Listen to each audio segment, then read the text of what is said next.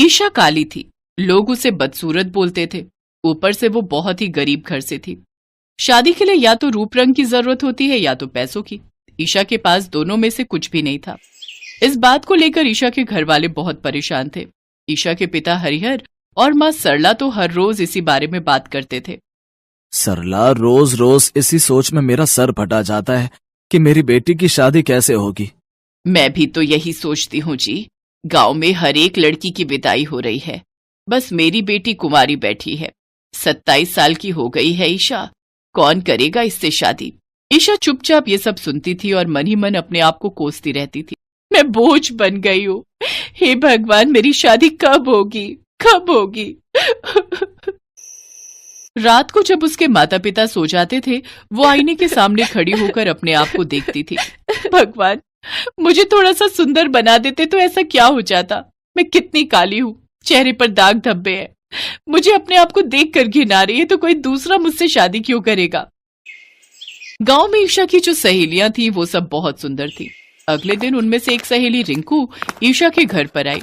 अरे रिंकू, क्या बात है, तू तो अभी आती ही नहीं है मुझसे मिलने। हाँ यार, माँ ने मना किया था। माँ ने बोला था कि तेरे साथ घूमूंगी तो मैं भी काली बदसूरत बन जाऊंगी, और मैं भी रिस्क नहीं लेना चाहती थी। अच्छा, तो फिर आज अचानक क्यों आई है यहाँ? मेरी शादी तय हो गई है ना, इसीलिए तुझे ये शादी में बुलाने आई हूँ। पता है लड़का एक अच्छी कंपनी में नौकरी करता है। अरे वाह, तू तो खुशकिस्मत निकली। स्कूल में तो पढ़ाई लिखाई में बिल्कुल ध्यान नहीं था तेरा। अरे पढ़ाई लिखाई से क्या होता है, असली चीज तो खूबसूरती है। लड़की खूबसूरत ना हो तो वो लड़की ही नहीं। चल छोड़, तू भी क्या याद रखेगी। ये ले कार्ड, शादी में जरूर आना। हाँ। रिंकू ईशा को ताने मारकर चली गई। ईशा को बुरा लगा और साथ ही साथ उसके माता पिता का भी सर झुक गया। बेटी तो बुरा मत मान, देखना तेरी भी शादी होगी। हाँ बेटी, देखना तेरी भी डोली उठेगी, तेरी भी विदाई होगी। ठीक है माँ, मुझे झूठी तसल्ली देने की जरूरत नहीं है। इस दुनिया में ऐसा कोई नहीं है जो मुझसे शादी करना चाहेगा। क्या फायदा हुआ इतना पढ़ने का, न कहीं नौकरी मिली, ना ही मेरी शादी हुई। अब अपनी बचपन की सहेलियों से ताने भी सुनने पड़ रहे हैं। मुझे पैदा ही क्यों किया। ईशा रूठ कर अपने कमरे में चली गई, लेकिन वो किससे रूठी हुई थी ये बात उसे भी नहीं पता थी। शायद जिंदगी से। लेकिन सबकी जिंदगी में उतार चढ़ाव तो आते ही हैं। अभी ईशा की जिंदगी में दुख का पलड़ा भारी था, लेकिन उसे भी नहीं पता था कि कुछ ही दिनों में उसकी जिंदगी में खुशियों की बौछार आने वाली थी। भगवान सभी को कुछ न कुछ देते ही हैं। किसी को खूबसूरती देते हैं तो किसी को अकल देते हैं। ईशा के पास अकल बहुत ज्यादा थी। हरिहर खेती बाड़ी करता था। उसके पास अपनी बेटी को पढ़ाने के लिए पैसे नहीं थे, लेकिन बचपन से ईशा को पढ़ने की जिद थी। इसीलिए कैसे भी करके लोगों के घरों पर काम करके वो खुद की पढ़ाई के लिए पैसे इकट्ठे करती थी। वो कॉमर्स लेकर कॉलेज में भर्ती हो गई। ईशा कहा करती थी, मैं एक दिन बहुत बड़ी कंपनी में नौकरी करूंगी, बहुत अमीर बन जाऊंगी और अपने माता पिता के लिए बड़ा सा घर बनाऊंगी। ये सब सुनकर रिंकू जैसी लड़कियां हंसती रहती थीं। शक्ल नहीं है इसीलिए तू अकल के भरोसे बैठी है क्या? शादी के बारे में सोचा भी है कभी? शादी? नहीं नहीं, मुझे तो पहले अपने पैरों पर खड़े होना है, उसके बाद शादी वादी हो जाएगी। तेरी शादी कभी नहीं होगी ईशा, तू बदसूरत है बदसूरत। इस बात को लेकर रिंकू मजाक उड़ाती थी, लेकिन ईशा को पूरा भरोसा था कि उसे नौकरी मिलेगी। लेकिन कॉलेज के बाद उसे असलियत का पता चला। ईशा इंटरव्यू में बैठती गई और रिजेक्ट होती गई। किसी को काम से कोई मतलब नहीं था। सभी कंपनी वाले बस सुंदर लड़कियों को नौकरी पर रखना चाहते थे। ईशा को नौकरी भी नहीं मिली और शादी तो अभी तक नहीं हुई। रिंकू घर आकर उसे ताने मार कर गई, लेकिन हर इंसान का समय आता है, बस सही मौके पर सही जगह पर होना बहुत जरूरी है। रिंकू की शादी वाले दिन ईशा सुबह सुबह तैयार हो गई। कहाँ जा रही है बेटी? रिंकू की शादी में जा रही हूँ माँ। रिंकू की शादी में? लेकिन उसने तो तेरा अपमान किया। तो क्या हो गया माँ, अपमान सहने की आदत हो गई है मुझे।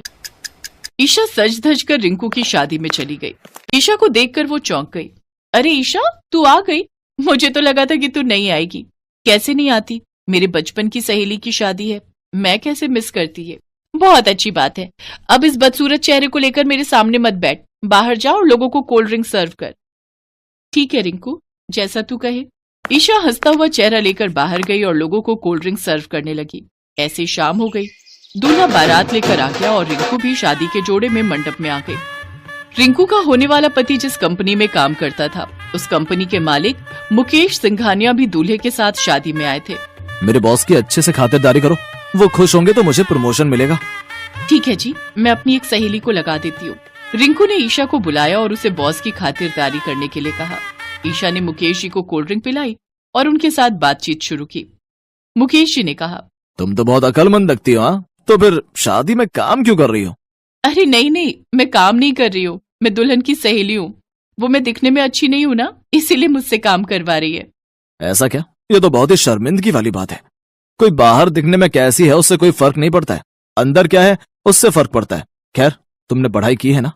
हाँ जी, मैं ग्रेजुएट हूँ, कॉमर्स लिया था मैंने। मुझे हिसाब किताब करना बहुत अच्छा लगता है। अच्छा, ऐसी बात। मैं बहुत मुश्किल में हूँ, कुछ महीने से कंपनी को प्रॉफिट नहीं हो रहा है, पता नहीं पैसे खर्च कहाँ हो रहे हैं। अरे मुझे बताइए ना, मैं हिसाब करती हूँ। ईशा हिसाब किताब करने बैठ गई। मुकेश सिंघानिया ने सारी इन्फॉर्मेशन दे दी और ईशा ने 2 घंटों तक हिसाब किताब करने के बाद कहा, ये लीजिए मैंने कर दिया, इन जगहों पर ज्यादा खर्च हो रहे हैं। अरे वाह, तुमने तो कमाल कर दिया। ये सब काम कर दूंगा तो कंपनी को प्रॉफिट होगा। मैं तो तुमसे इम्प्रेस हो गया। मुझे अभी तक तुम जैसी लड़की नहीं मिली, इसलिए मैंने शादी नहीं की। तुम मुझे पसंद हो, क्या तुम मुझसे शादी करोगी और मेरी जिंदगी और कंपनी का हिस्सा बनोगी? ईशा को तो अपने कानों पर यकीन ही नहीं हो रहा था। उसने हाँ कर दिया। मुकेश सिंघानिया अपनी गाड़ी में ईशा को बिठाकर उसके घर गए और ईशा के माता पिता से शादी के लिए इजाजत मांगी। हरिहर और सरला ने तो खुशी खुशी हाँ कर दिया और उसी रात आंगन में मुकेश जी ने ईशा से शादी कर ली और अगले दिन गरीब ईशा की विदाई हो गई। रिंकू का पति जिस कंपनी में काम करता था, ईशा उस कंपनी की मालकिन बन गई। रिंकू को सदमा सा लगा। ईशा ने अपने माता पिता के लिए बड़ा घर बनाया और वो ईशा सिंघानिया बनकर खुशी खुशी रहने लगी।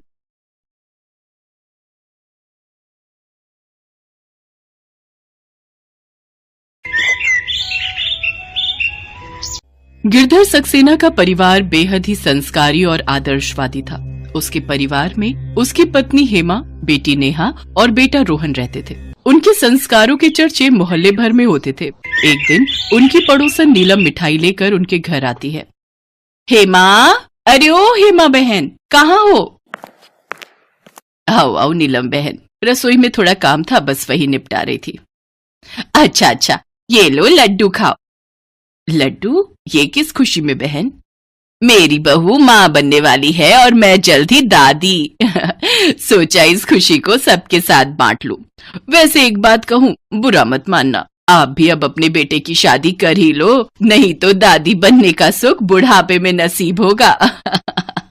नीलम ताना देकर वहाँ से चली जाती है, लेकिन ये बात हेमा को बुरी तरह चुभ जाती है और फिर वो निकल पड़ती है अपनी बहू की खोज में। कुछ दिनों तक खोजबीन करने के बाद उसकी तलाश खत्म होती है दिव्या नाम की एक लड़की पर, जो कि ख्यालों से एक मॉडर्न लड़की होती है। देखिए आंटी जी, मैं आज के जमाने की पढ़ी लिखी और मॉडर्न लड़की हूँ। बेटा, तू मेरे घर आकर भी अपनी जिंदगी अपने तरीके से ही जी सकती है। मेरा मानना है कि बहू भी बेटी ही होती है और मैं अपनी बहू को बंदिशों में बांधना नहीं चाहती। अपने ससुराल वालों के आजाद ख्यालों को जानकर दिव्या झट से शादी के लिए हाँ कर देती है। कुछ ही दिनों में दिव्या और रोहन की शादी बड़े धूमधाम से हो जाती है और वो सक्सेना परिवार की बहू बन जाती है। कुछ दिनों में ही वो घर की हर छोटी बड़ी जिम्मेदारी को बड़े अच्छे से निभाने लगती है। उसके हाथों का बना खाना सबको ही बहुत पसंद आता है। उसके ससुर गिरधर उससे कहते हैं, अरे वाह बहू, तूने तो बहुत ही अच्छा खाना बनाया है। तेरे हाथों में तो अब मानो माँ अन्नपूर्णा का वास है। क्या स्वादिष्ट खाना बनाया है। और ये खीर, आहा, भाई वाह, मजा ही आ गया भाई। आहा, इतना स्वादिष्ट खाना खाकर बहुत अच्छा लग रहा है, वरना लजीजदार खाना खाए तो सदियां हो गई। तंग आ गया था रोज वही घास फूस खाकर। हाँ, मैं तो जैसे तुम्हें बेकार का खाना खिलाती थी, अब घर में तुम्हारी बहू आ गई है तो मेरी पड़ी ही किसे है। क्या यार मम्मी, तुम भी पापा की बातों का बुरा मानकर बैठ गई। आप तो जानती ही हो उनको मजाक करने की कितनी आदत है। इसी तरह सक्सेना परिवार में हंसी खुशी का माहौल बना रहता था। दिव्या भी पूरी तरह उन सबके साथ घुल मिल गई थी। एक दिन दिव्या खाना बना रही होती है कि तभी उसे चक्कर आ जाते हैं और वो जमीन पर गिर जाती है। अरे क्या हुआ बहू तुझे? रोहन, देखो बेटा, बहू बेहोश हो गई है, जल्दी से डॉक्टर को फोन करके बुलाओ। हाँ माँ, मैं अभी फोन करता हूँ। रोहन जल्दी से डॉक्टर को फोन करता है। घर आकर डॉक्टर उसका चेकअप करता है तो रोहन उससे पूछता है, क्या हुआ डॉक्टर साहब, सब नॉर्मल है ना? हाँ हाँ, सब नॉर्मल है। अगर सब नॉर्मल है तो फिर ये बेहोश क्यों हो गई थी? वो इसलिए क्योंकि आप बहुत जल्द दादी बनने वाली हैं। आपकी बहू प्रेग्नेंट है। ये कहकर डॉक्टर वहां से चला जाता है। इसका मतलब मैं जल्दी ही बुआ बनने वाली हूँ। मुबारक हो भैया, आप पापा बनने वाले हैं। हाँ हाँ नेहा, तुझे भी बहुत बहुत बधाई होने वाली बुआ जी। और मैं बनूंगा दादा भाई। आज तो मैं सचमुच बहुत खुश हूँ। बहू, तूने तो आज मुझे जमाने भर की खुशी दे दी। बता मेरी बच्ची, तुझे क्या चाहिए? अब ये होने वाली दादी तेरी सभी मांगे पूरी करेगी। बोलना तुझे क्या चाहिए? गुस्से से भरे चेहरे से दिव्या कहती है, रोहन ये सब क्या है? मैं इतनी जल्दी बच्चा नहीं चाहती। 9 महीने तक मैं उसे अपने पेट पर टांग कर नहीं घूम सकती। बहू, ये तेरा पहला बच्चा है और अपने पहले बच्चे के बारे में ऐसा नहीं कहते। बहू, हम सबकी उम्मीदें इस बच्चे से जुड़ी है। तुमने देखा नहीं, इसके आने भर की खबर से ही घर में कितना खुशी वाला माहौल हो गया। तो जब ये इस दुनिया में आएगा तो कितनी खुशियां लाएगा। देखो दिव्या, ये भगवान का दिया हुआ तोहफा है और हमें इसे ठुकराना नहीं चाहिए। कई लोग इस खुशी के लिए न जाने कितनी मन्नत और कितने मंदिरों में जाते हैं, तब जाकर उनको माँ बाप बनने का सुख मिलता है। उन सब की बातें सुनने के बाद दिव्या के पास उनकी बातें मानने के अलावा और कोई उपाय नहीं था। अब सभी घर वाले उसका खूब ख्याल रखते हैं। वो उससे घर के कामकाज नहीं करवाते, उसको सारा दिन आराम करने के लिए कहते हैं। उसकी सास उसके लिए खाना लेकर उसके कमरे में जाती है। बहू, ये ले तेरा नाश्ता। अब से तू अपने कमरे में ही आराम करेगी। घर का काम मैं और नेहा मिलकर देख लेंगे। तेरा तीनों वक्त का खाना तेरे कमरे में ही आ जाएगा। तुझे बार बार सीढ़ियां ऊपर नीचे करने की जरूरत नहीं है। लेकिन माँ जी, ऐसे तो मैं बोर हो जाऊंगी। अरे तो तुझे किसने कहा बोर होने के लिए? तेरे कमरे में टीवी है, तू देख, गीता और रामायण पढ़। यहाँ मैं बोर होने की बात बता रही हूँ और सासू माँ की मुझे बेकार बेकार के आइडिया दिए जा रही हैं। खैर, मुझे क्या, मुझे तो नींद आ रही है। ऐसा करती हूँ, जल्दी से नाश्ता करके कुछ देर सो जाती हूँ। घर में सभी खुश थे। जहाँ हेमा नेहा उसे घर का एक काम नहीं करने देती थी, वहीं रोहन और उसके ससुर भी उसके खाने पीने की हर फरमाइश को पूरा करते थे। एक रोज रोहन बच्चों के पोस्टर लेकर आता है और उसे अपने पूरे रूम में लगा देता है। रोहन, ये क्या है? मैंने सुना है कि माँ जिस तरह की तस्वीरें देखती है, बच्चे उसी जैसी शक्ल के होते हैं। तुम भी ना रोहन, ना जाने किन सब बातों में बिलीव करते हो। अरे बच्चा तो अपने माँ बाप की शक्ल पर ही जाएगा ना। तभी उसकी ननद भी उसके कमरे में ढेरों खिलौने लेकर आ जाती है। भाभी देखो, हमारे आने वाले नन्हे मेहमान के लिए मैं खिलौने लेकर आई हूँ। नेहा, क्या जरूरत थी बेकार में इतना खर्च करने की? अरे तुम लोग पहले डाउनलोड का प्रोसेस पूरा तो होने दो।